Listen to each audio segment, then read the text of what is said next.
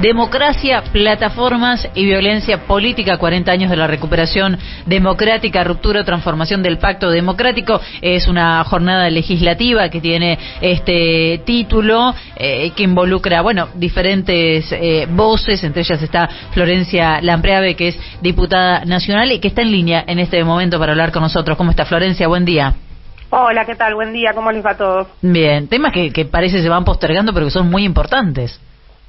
Efectivamente, hoy se cumplen 9 meses, ¿no?, del intento de magnicidio de Cristina, y en parte, un poco comentábamos el otro día que está este vínculo que hay también con respecto a cómo se generaron, ¿no?, el caldo de cultivo, el clima de odio que se va instalando, ¿no?, a través de los grandes medios de comunicación con determinados discursos, pero también replicado en las redes sociales, toda la utilización que en muchos casos se hace de estas herramientas que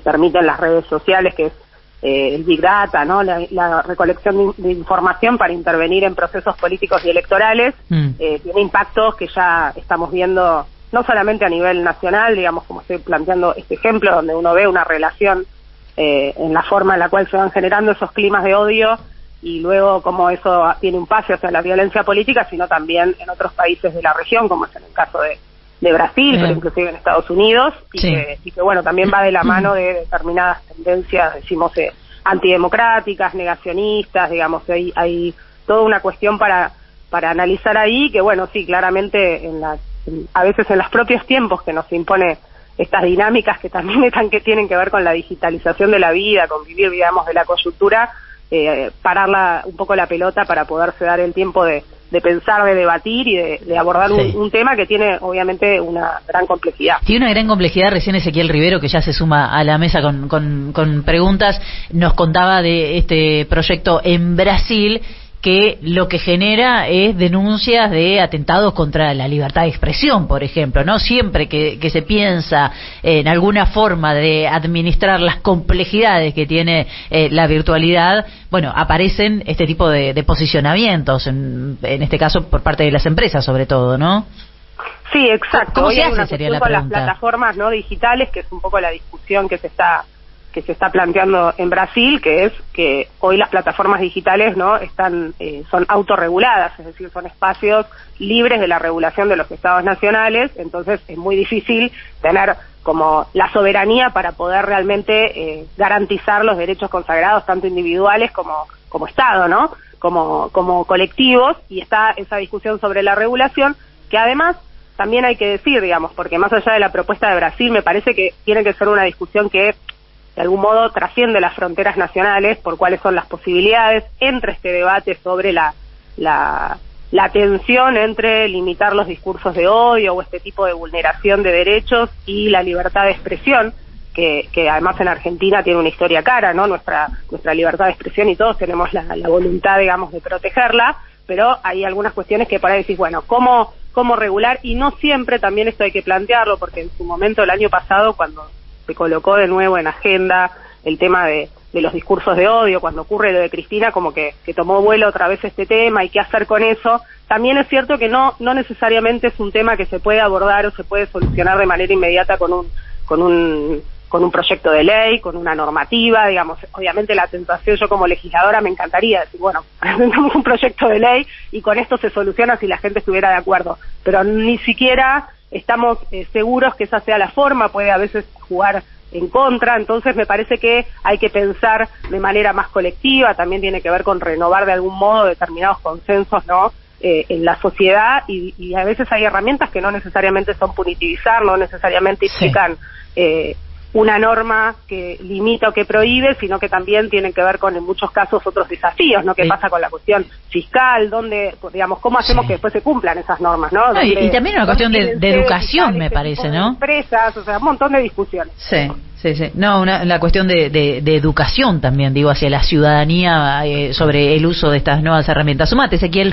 Florencia, ¿qué tal? Buen día. Te quería consultar sobre lo que pasó en la Comisión de Mujeres y Diversidades, que dictaminó la incorporación de la violencia digital a la ley contra la violencia machista. ¿Qué nos puedes comentar sobre eso que ocurrió en el Congreso ayer, tengo entendido?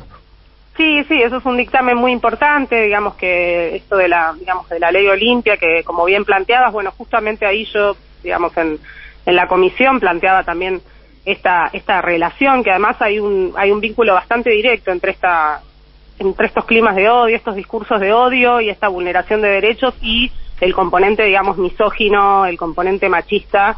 Esto, digamos, está estudiado. En un momento el año pasado vinieron del Laboratorio de Estudios de Democracia y Autoritarismo a presentar un informe en la Cámara de Diputados, y ahí algunos de los resultados que arrojaba ese informe era que cuando tienen un destinatario identificado, los discursos de odio, el 70% de esos están destinados a mujeres.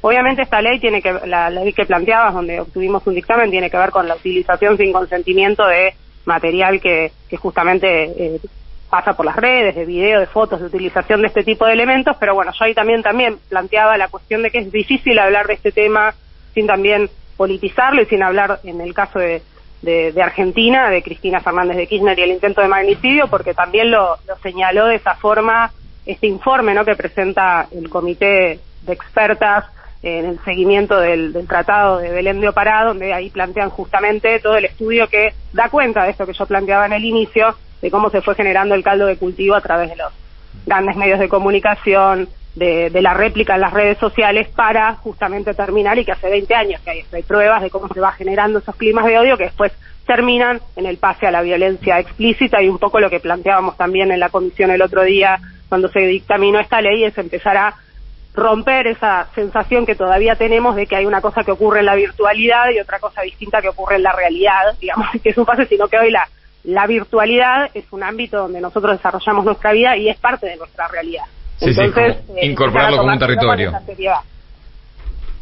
Florencia, ¿cómo estás? Nicolás Márcico te saluda. No, te decía esto de incorporarlo como un territorio más, ¿no? Bueno, pasó también mucho ese debate con el calendario electoral en el 2021, cuando ya estábamos en pandemia. Hoy también es parte de esa estrategia, y aprovecho para preguntarte por eso también. ¿Cómo ves moverse a lo que es la lógica del Frente de Todos? ¿Cómo lo ves a Guado de Pedro también como posible precandidato a presidente? ¿Qué estás viendo desde la Cámara en ese sentido?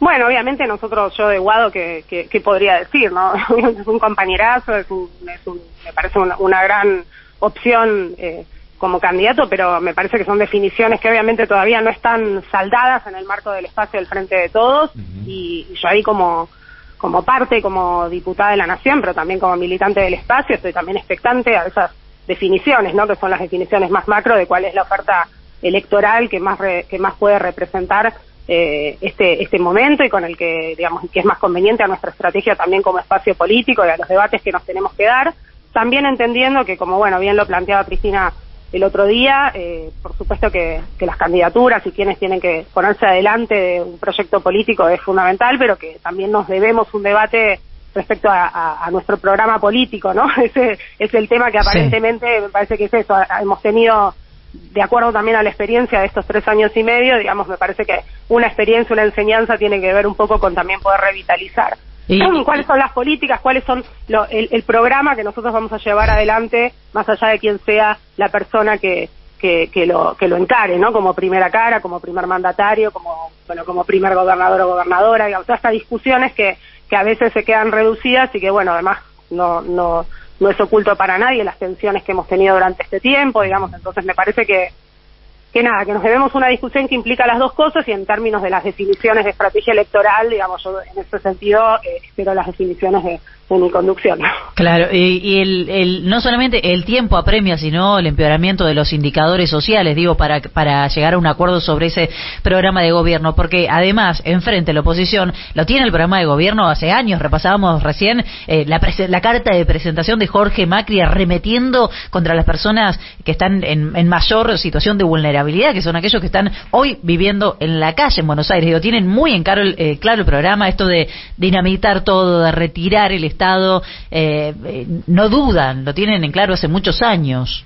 Sin duda, pero además ahora ya están mucho más desatados, ¿no?, en sus propuestas, porque en su momento, en 2015, la plataforma de Cambiemos era completamente distinto. Sí. Llegaron con una idea de vamos a mejorar lo que falta y la pobreza cero y qué sé yo, y después terminó siendo lo que ya han desplegado, pero ahora me parece que ahora blanquean la propuesta de la derecha neoliberal, y además se han ido corriendo también de la mano del surgimiento de una tercera fuerza que aparece hoy, que digamos